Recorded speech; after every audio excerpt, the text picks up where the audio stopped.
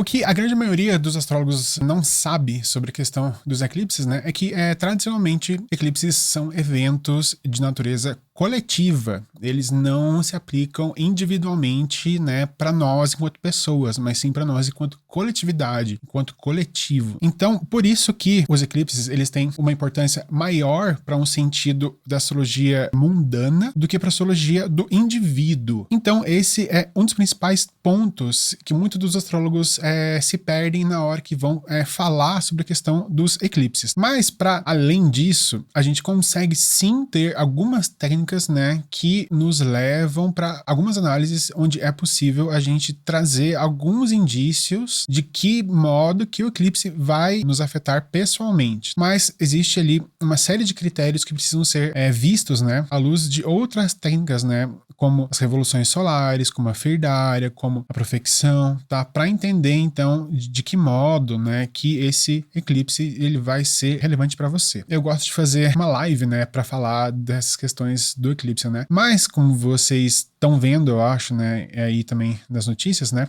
Aqui na região sul a gente teve algumas chuvas bem fortes, né? A luz, a internet, assim, não tá muito confiável pra gente conseguir fazer uma live, assim, sabe? Então eu resolvi gravar um vídeo pelo fato de que eu não sei se eu vou conseguir, na hora que eu estiver fazendo a live, né? Sei lá, se a luz cair ou se a internet cair, enfim, pode acontecer várias coisas, né? E fiquem até o final do vídeo, que no final do vídeo eu vou mostrar a técnica para você aplicar no seu mapa natal, tá? Mas veja o vídeo inteiro, não é pra pular pro final. Mas se quiser, pode, tá bom? Eu não vou ficar bravo. Mas se for fazer isso, deixa um like no vídeo, comenta, pra daí, né, dar uma relevância pro vídeo, tá bom, galera? Então, bora lá pra tela do computador pra gente ver esse mapa juntos. Bora lá. Então, o que a gente tem aqui sobre o eclipse, né? A gente tem, a primeira coisa, assim, que eu gosto de observar, pelo menos, tá? Eu, pessoalmente, tá? Eu gosto de ver, é a mansão lunar do eclipse, tá? E essa mansão lunar aqui, ela é chamada a mansão lunar do o desarmado, tá? Então, aqui na imagem, né, a gente pode ver, né, que tem meio que um cachorro, meio que um lobo, né, que tá mordendo o seu próprio rabo, né? Então, de certa forma, também já dá pra gente esse simbolismo, né, que é bem interessante, tá? Então, o que é dito sobre essa mansão lunar? Então, é dito que é favorável para o amor entre o marido e a mulher, para curar os doentes com remédios e medicina, para destruir colheitas e plantas, para destruir a luxúria, para a destruição daqueles que andam pelas estradas, para o benefício dos reis, para que tenham o bem e ascendam ao seu reinado, para que os marinheiros naveguem bem e em segurança e para a amizade dos aliados. O Picatrix diz que a imagem da 14ª mansão Alcimac, eu não sei pronunciar direito, acho que é isso, né? Alcimac, enfim, realmente não sei a pronúncia correta, é a de um cão segurando o rabo na boca. Em nossa imagem, um cão bastante parecido com um lobo segura o rabo na boca, rindo enquanto pula sobre um pequeno riacho. Ele brinca pelas colinas gramadas sob uma árvore frondosa. E aí, a descrição, né, para quem nasce sobre essa mansão é a seguinte. Então diz que os nativos que nasceram, então, com a lua nessa posição, enfrentarão dificuldades com enganos e mentiras. Frequentemente serão os autores de seus próprios infortúnios. Devem estar atentos aos negócios que podem levá-los à ruína, mas a longo prazo encontrarão riquezas materiais. Terão tendência a assumir o comando. Terão amor pela arte e pelo artesanato. Muitos terão a capacidade de satisfazer suas necessidades materiais quase que por magia.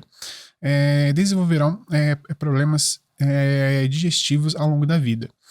Então aqui, nessa primeira olhada que a gente tem aqui para essa mansão lunar, a gente já nota que ela, de certa forma, carrega um pouco, assim, de você ter as consequências dos seus próprios atos, tá? Então, tipo assim, se a gente for ver aqui, né, para que essa mansão, ela é favorável, né, para que, né, os marinheiros naveguem bem e em segurança.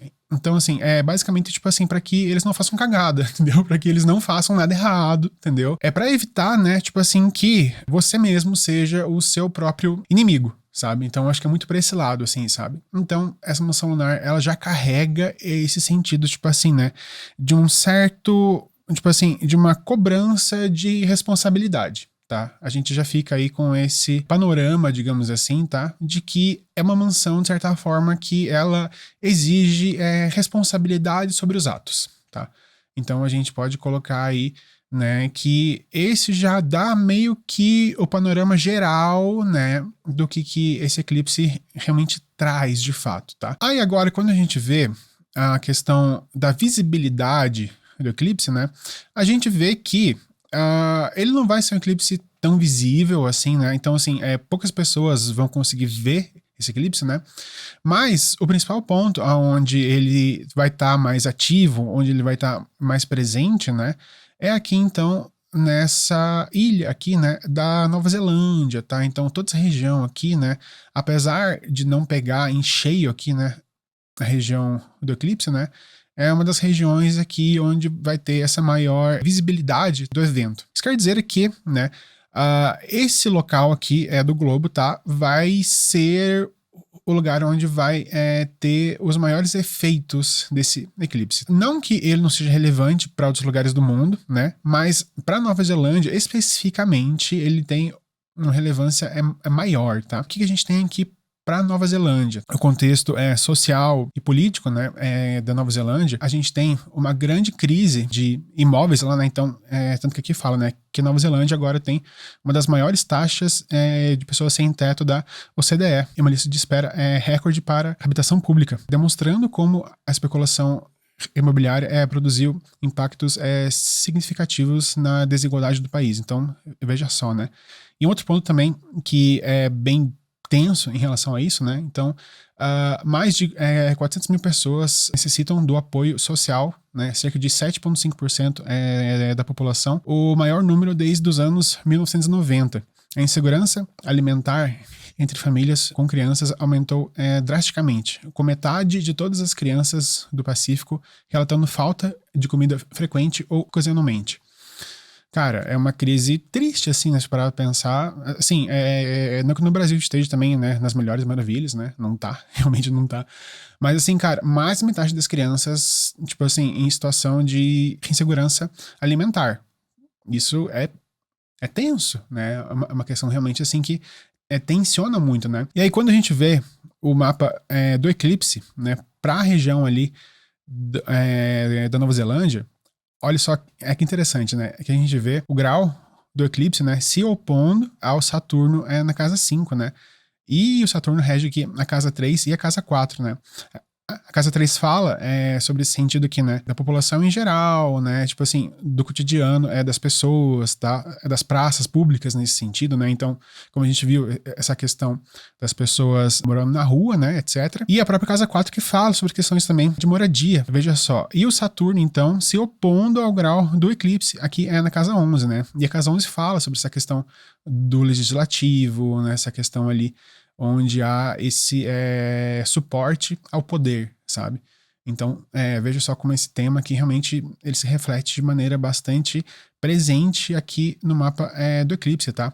E aí, então, para essa região, tá? Como o eclipse ele tá acontecendo nesse primeiro quadrante aqui do mapa, isso sugere pra gente que vai ser logo que vai se dar, assim, uma certa tensão social acerca disso. Então, protestos, revoltas, né? Então, acho que a gente pode esperar aí já para até o final do ano, insurgência ali, né, por conta da questão dessa crise dos imóveis, né, na Nova Zelândia, tá? Então, beleza, isso a gente tem aqui, então, né, em plano geral, tá? Mas, e pro Brasil, o que a gente tem, então, né, que isso traz pra gente aqui, né, pra nossa realidade aqui, né, no Brasil? E pro Brasil aqui, então, temos o eclipse acontecendo justamente aqui, né, no signo de escorpião, não, desculpa, no signo de peixes aqui, né? Então, a gente nota aqui, né, o grau do eclipse ocorrendo aqui na casa 7 em Virgem, né, e se opondo também nessa relação aqui com o Saturno, tá? Então, o que isso traz pra gente aqui, né? Como que a gente analisa, então, essas questões do eclipse de acordo aqui com o nosso contexto, tá? Então, o que isso traz pra gente?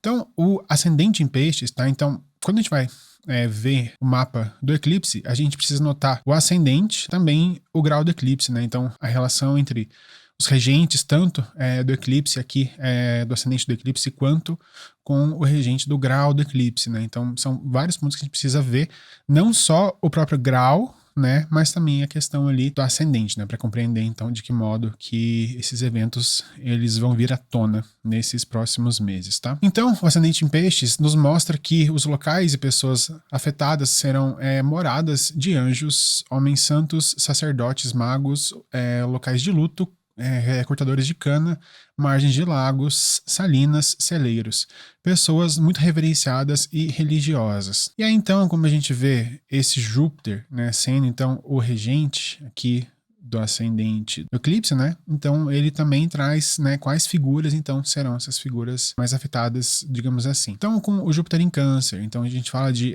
religiosos, padres, pastores que lidam com o entretenimento, com a conservação e proteção dos valores tradicionais, entre aspas, né? Aqueles que fazem o mal, dizendo que estão fazendo o bem, que se veem acima do julgamento entre bem e mal.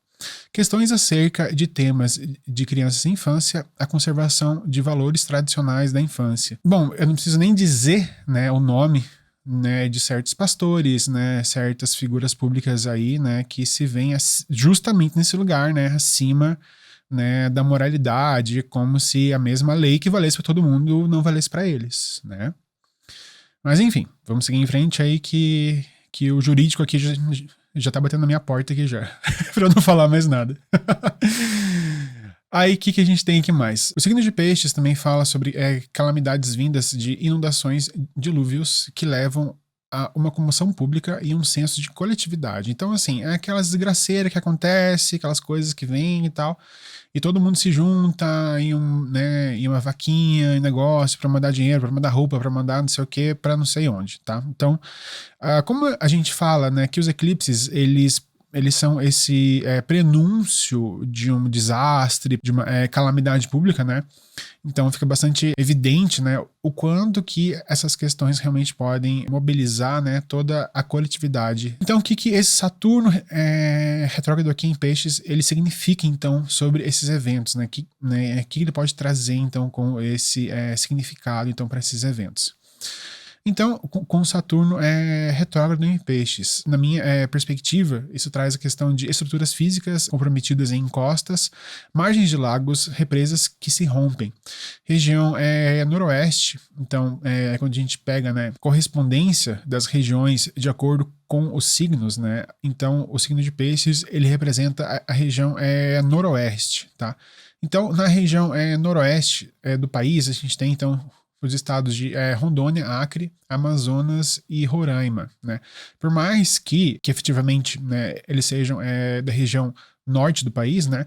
Mas pelo fato de eles ficarem ali um pouco mais ali, né, pro oeste do Brasil, né? Acaba que fica mais localizado ali nessas regiões, tá? Eu fui pesquisar, né, em qual desses estados aqui já existe, de certa forma, uma questão com enchentes, com inundações, né? E o estado do Amazonas é a principal região que sofre com grandes fluxos de água, tá? Então, assim, na minha perspectiva, tá? O que eu percebo aqui? Que dentro, então, do estado do Amazonas, tá? Grandes fluxos de chuva, né? Como se fosse, assim, meio que um dilúvio, realmente, né? Podem trazer grandes prejuízos realmente ali, né, para a região, tá? Então, essa questão também pode ser uma questão bastante presente, né, dos efeitos desse eclipse de ontem, tá? Porque eu tô gravando isso aqui no dia 22, né? E o eclipse foi ontem, né, dia 21. E aí, que mais a gente tem, então, de testemunhos que a gente pode pegar em relação a esse eclipse, né? Então, a oposição de Saturno ao grau do eclipse marca o tensionamento das relações entre governos, poder legislativo e Senado versus as organizações trabalhistas populares, como sindicatos e a órgãos de serviço público essenciais, como serviços de saúde, energia e saneamento. Tal enfrentamento pode levar à derrubada de autoridades dentro desse escopo de organizações trabalhistas e servidores públicos. Então, assim, penso eu, tá, que muito dessas, que eu não sei se esse é o nome correto, dessas autarquias públicas, né, tanto sobre essa questão ali de órgãos de serviço público, né, quanto também ali a questão de sindicatos, organizações trabalhistas. Então, assim, de certa forma a gente vê uma tensão, prefeituras, governos, né, contra, então, esses órgãos aqui. Calculo, tá, que isso se dá pelas vias, né, mais aqui de Mercúrio, tá? Então, assim, essas questões de comunicados, de questões ali voltadas a esse trânsito das informações. Veja que esse Mercúrio tá aqui na 8, pelo fato de ele estar aqui em Libra, ele já dá esse caráter assim, tipo, eu tô fazendo minha parte e você não tá fazendo a tua, sabe? Então meio que esse contraste, assim, entre questão também de, tipo, de, como também fala aqui sobre Casa 8, né? Sobre essa questão aqui em relação a impostos, né? Em relação, né, a esse sentido, assim, de cobranças de impostos, de cobranças ali, né? Desses insumos que vêm das prefeituras também, sabe? Eu imagino também essa questão de repasses de verbas trabalhistas também que vem para alguns sindicatos também, né? Que a gente sabe que isso também ocorre, né? Enfim, várias dessas questões podem levar também a derrubadas aí de líderes trabalhistas, né, líderes sindicais também pode ter alguma questão em relação a isso. Quando então que esses testemunhos se ativam? De acordo então, né, com os cálculos que a gente faz para esse mapa, tá? Os testemunhos da ativação desse eclipse se dão daqui 6 meses. Então, ou seja, no final de março e começo de abril de 2026, tá? Então, todas essas questões que a gente levantou aqui vão se dar de maneira mais evidente, então, a partir ali de 6 meses, tá? Então, entre final de março e começo de abril de 2026. Aí, o que mais temos aqui? Um ponto que é bem legal, né? Quando a gente compara o mapa do eclipse com o mapa do ingresso solar em Áries, né, que também é um dos grandes mapas, né, que a gente tem aqui também para o ano, para o Brasil. O que a gente nota, né, a gente vê que, né, é que mesmo o ascendente em peixes, tá, Saturno está quase no mesmo lugar ali também, onde ele estava no ingresso solar em Áries aqui. E o principal ponto que me chama a atenção, esse Júpiter aqui do eclipse, né, praticamente em cima aqui do lote da fortuna, e do Marte aqui em Câncer. O que isso pode trazer para a gente de simbolismos e de significados, né?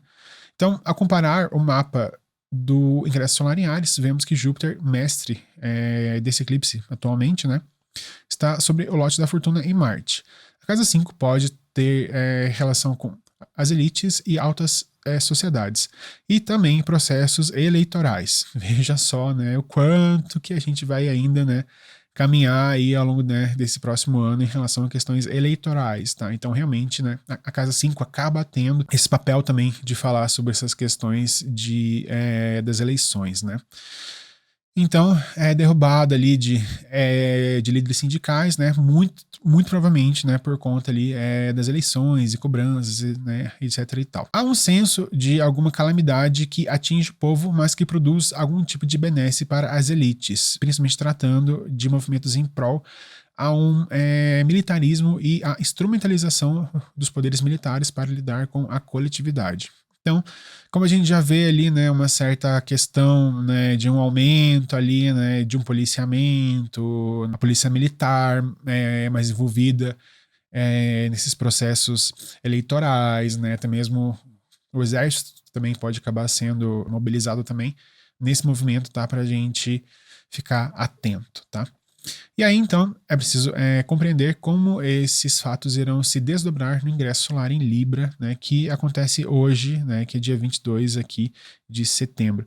Eu ainda não tive tempo de ver, né, esse mapa do ingresso solar em Libra, tá? Que é um mapa que ele vai ter, então, a vigência aí para os próximos 6 meses do Brasil. Se der tudo certo, nos próximos dias também já devo estar dando uma olhada nesse mapa também para ver o que a gente tem aí de informação para isso. E por fim, para mapas natais, né? O que a gente tem, né? Para então saber de fato o que isso traz para minha vida, né? Então, assim, eu vi para o mundo, eu vi, né, para o Brasil e agora para mim, né? E agora, né?